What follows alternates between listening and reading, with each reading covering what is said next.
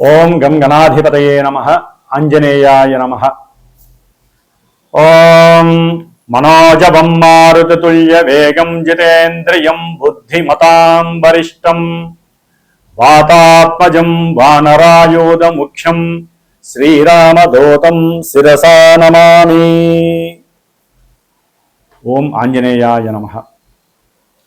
వీక్షిస్తున్నటువంటి ప్రేక్షకులందరికీ కూడా అంతరిక్షంలో సంచరిస్తున్నటువంటి నవగ్రహాలు, అట్లాగే నక్షత్ర మండలంలో ఉన్నటువంటి సమస్త దేవతామూర్తులు కూడా మిమ్మల్ని ఆశీర్వదించాలని ఈ ఏప్రిల్ మాసంలో 1వ తేదీ నుండి కూడా 30వ తేదీ వరకు గ్రహ గోచారాన్ని మనం గమనించినట్లయితే ముఖ్యంగా మీనరాశిలో ఉన్నటువంటి శని భగవానుడితో ఏప్రిల్ 14వ తేదీ వరకు కూడా సూర్యుడు, అట్లాగే ఏప్రిల్ 2వ తేదీ నుండి కుజుడు, ఈ 3 గ్రహాలు కూడా మరి దాదాపుగా ఏప్రిల్ 15 వరకు కూడా పాపగ్రహ మిళితమై మీనరాశిలో ఉంటూ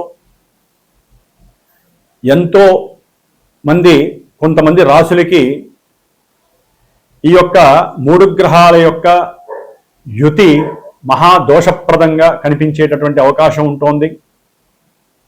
అలాగే విద్య, వివాహము, అట్లాగే సత్సంతానము, వ్యాపారము, కోర్టుకి సంబంధించినటువంటి లావాదేవీలు, ఉన్నతమైనటువంటి విద్య, శారీరక ఆరోగ్యము, ఆర్థికపరమైనటువంటి సమస్యలు, ఇట్లా మానవ జీవితంలో నిత్యము ముడిపడి ఉన్నటువంటి ప్రతి ఈవెంటు కూడా ఆ వ్యక్తి యొక్క జననకాల సమయాన్ని బట్టి, అతను పుట్టినటువంటి ప్రదేశాన్ని బట్టి, తేదీని బట్టి లగ్నము, అట్లాగే నడుస్తున్నటువంటి ఇప్పుడు దశలు, అంతర్దశల వారీగా మాత్రమే మనకి గోచారంలో అక్కడ గ్రహస్థితి ఇక్కడ ప్రస్ఫుటమై గోచారంలో వారి యొక్క మానసిక స్థితిని చూపించేటటువంటి చంద్రగ్రహ రాశి నుంచి ఏ రాశుల వారికి ఏ గ్రహాలు ఏ స్థానాల్లో ఉండి ఏ రకమైనటువంటి ఇబ్బందులని అలాగే శుభాలని కలుగజేస్తాయి.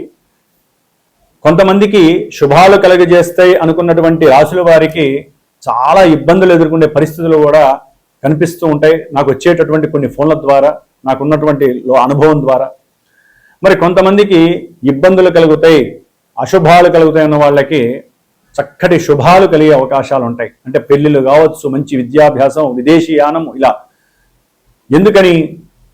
ఎందుకంటే మనకి గోచారం కన్నా ఇంకొక ఉన్నతమైనటువంటి స్థాయి జన్మ లగ్నం, దశలు, అంతర్దశలు.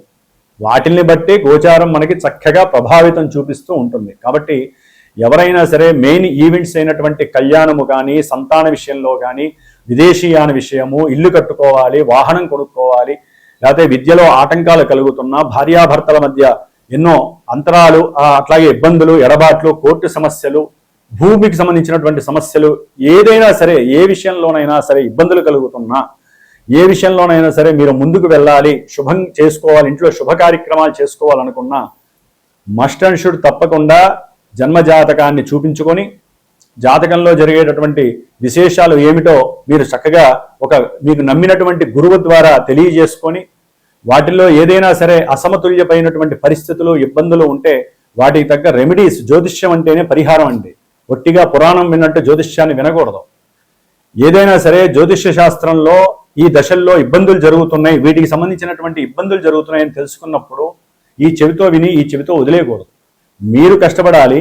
మాలాంటి బ్రాహ్మణోత్తముల ద్వారా, పురోహితాదుల ద్వారా మంత్రపూర్వకంగా దేవతల్ని యంత్రపూర్వకంగా, తంత్రపూర్వకంగా ఆరాధిస్తూ ఆ యొక్క అంతరిక్షం నుంచి వచ్చేటటువంటి నెగిటివ్ వేస్ని తీసేసి మనం సృష్టించుకున్నటువంటి ఈ యొక్క కాలంలో మనకున్నటువంటి ఋషులు ఇచ్చినటువంటి మంత్రప్రయోగం ద్వారా ఎన్నో అభీష్టాలను నెరవేర్చుకునే శక్తి మనం చేసుకోవాలి.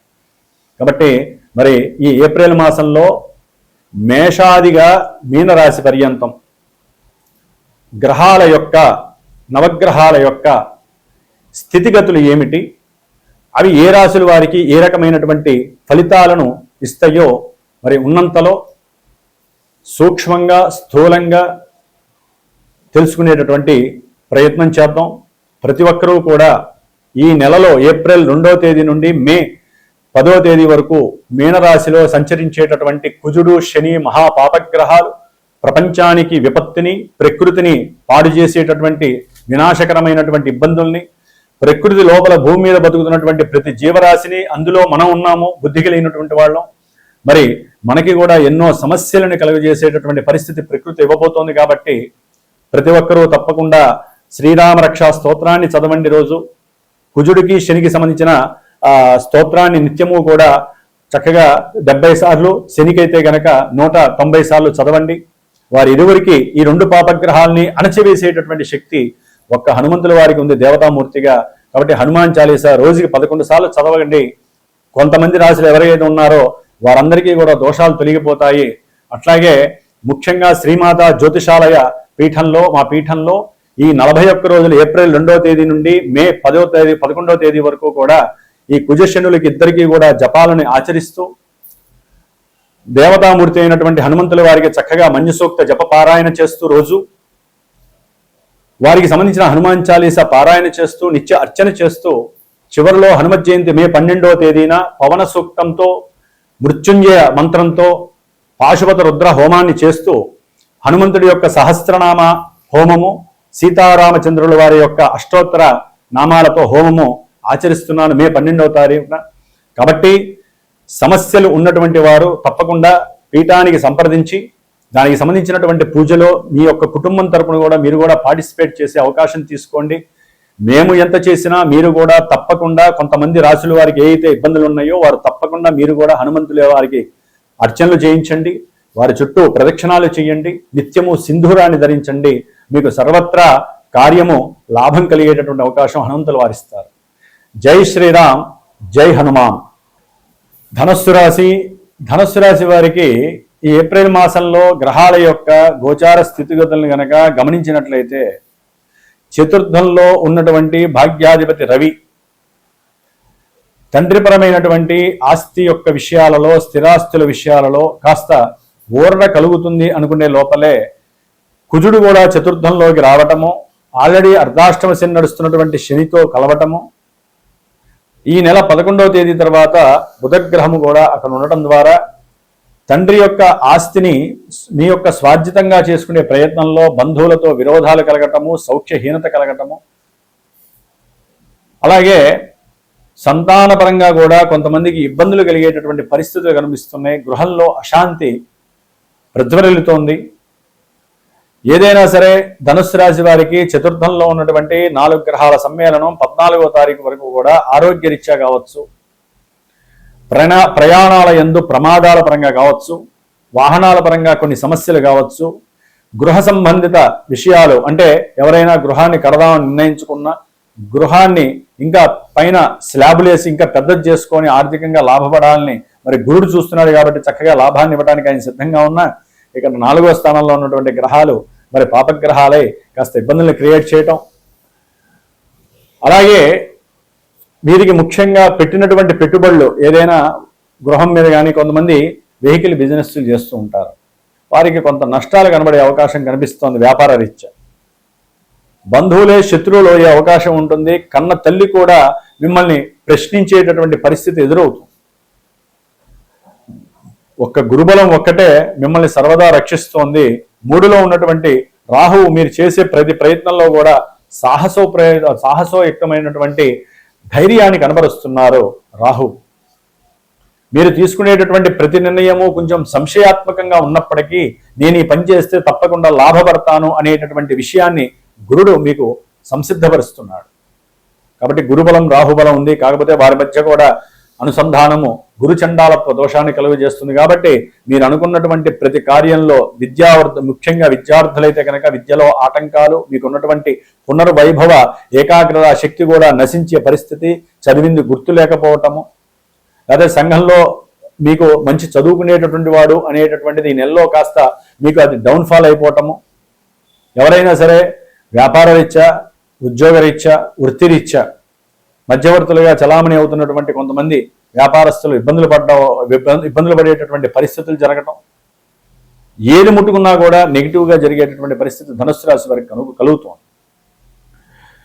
ముఖ్యంగా ప్రయాణాల యందు జాగ్రత్త వహించండి. ఆపదామపహర్తారం స్తోత్రాన్ని చదువుకొని 11 సార్లు వెళ్ళండి. హనుమాన్ చాలీసా 11 సార్లు చదువుకొని బయటికి వెళ్ళండి. హనుమాన్ దండకం పెట్టుకోండి కారు ప్రారంభం చేసేటప్పుడు. లేకపోతే మధ్యలో మార్గ మధ్యంలో ఎన్నో ఇబ్బందులు, మీరు కొత్తగా చూడాలనుకున్నటువంటి ప్రదేశంలో కూడా సౌఖ్యహీనత కలిగే అవకాశాలు ఉంటాయి. అలాగే స్నేహితుల పరంగా కూడా ప్రయాణాలు ఆచరించేటప్పుడు లేనిపోని దురలవాట్లతో కూడినటువంటి డ్రైవింగ్ చేయకండి, ర్యాష్ డ్రైవింగ్ చేయకండి. దానివల్ల కూడా మీకు ప్రమాదాలు పొంచి ఉన్నాయి. భూములు అలాగే గృహాలకు సంబంధించినటువంటి ఆస్తుల విషయాలలో కోర్టు గడప తొక్కేటటువంటి పరిస్థితులు కనిపిస్తున్నాయి. అవసరమైతే ఆ యొక్క సమస్య పెద్దదవడం ద్వారా కొంతమందికి అన్నదమ్ములతో ఉంటుంది, కొంతమందికి అయిన వాళ్ళతో బంధువులతో కానీ ఉంటుంది, కొంతమందికి తాత ముత్తాతలతో కూడా ఆస్తి సంబంధ వ్యవహారాల్లో కోర్టులే కాదు జైలుకి వెళ్లే పరిస్థితులు కూడా కొంతమంది కలగడానికి అవకాశం ఉంది. 4వ స్థానంలో ఉన్నట్టు కొంతమందికి అయితే కనుక మృత్యుగండం కూడా కనిపిస్తోంది ధనుస్సు రాశి వారికి. అంటే ఇవన్నీ కూడా జన్మజాతకంలో దశలు అంతర్దశలు కూడా వీటికి కనెక్ట్ అయితే మాత్రమే ఈ దోషాలు కలుగుతాయి. వాళ్ళు గనక వారి జన్మజాతకంలో డేట్ ఆఫ్ బర్త్ని బట్టి లగ్నాన్ని బట్టి శుభాలను ఇచ్చేటటువంటి గ్రహాల యొక్క దశలు అంతర్దశలు జరిగితే వీటిల్లో చాలా వరకు కూడా యూటర్న్ తీసుకొని ఇవన్నీ శుభాలను ఇస్తూ ఉంటాయి. ఒకవేళ మీ జాతకంలో కుజుడు శని వీరు గనక చక్కటి రవి కానీ అనుకూలమైన పరిస్థితులు ఉన్నాయనుకోండి, గృహ విషయంలో మీకు ఈ సమయంలో మీకు ఆల్రెడీ ఉన్నటువంటి స్థలాలను భూములను అమ్మేసి కొత్తగా ఇల్లు కొనుక్కోవటం, కొంతమంది సంతాన రీత్యా సంతానం ఎవరైనా మీకు పెట్టుబడిగా పెట్టి చక్కగా గృహాన్ని కొనిపట్టము, లేకపోతే మీ పేరు మీద భూమి రాయటము, అట్లాగే ధనపరంగా ఆకస్మికంగా ఏదో ఒకటి మీరు అమ్మేసేసి దాని పరంగా ధనం లభించటము, పిల్లల్ని చదువు రీత్యా ఎక్కడికైనా విదేశాలకు పంపించడము, ఇట్లా జన్మజాతకాన్ని బట్టి ఎన్నో రకాలైనటువంటి పాజిటివ్ వైబ్స్ కూడా జాతకాల్లో చాలా మంది జరుగుతాయి. ఎందుకంటే జన్మజాతకం వేరుంటుంది, అది ప్రపంచంలో ప్రతి వ్యక్తికి ఒక్కొక్క రకంగా ఉంటుంది. కానీ గోచారం అనేటటువంటిది కొన్ని కోట్ల మందికి సంబంధించినటువంటిది. ఈ యొక్క ధనుస్సు రాశి కొన్ని లక్షల కోట్ల మందికి ఉంటుంది. దీంట్లో ఉన్న నక్షత్రాలు మూల పూర్వాషాఢ ఉత్తరాషాఢ ఎన్నో కోట్ల మందికి ఉంటుంది. కాబట్టి అన్నీ చెప్పిన శుభాలు మీకు జరగవు, చెప్పిన అశుభాలు మీకు జరగవు.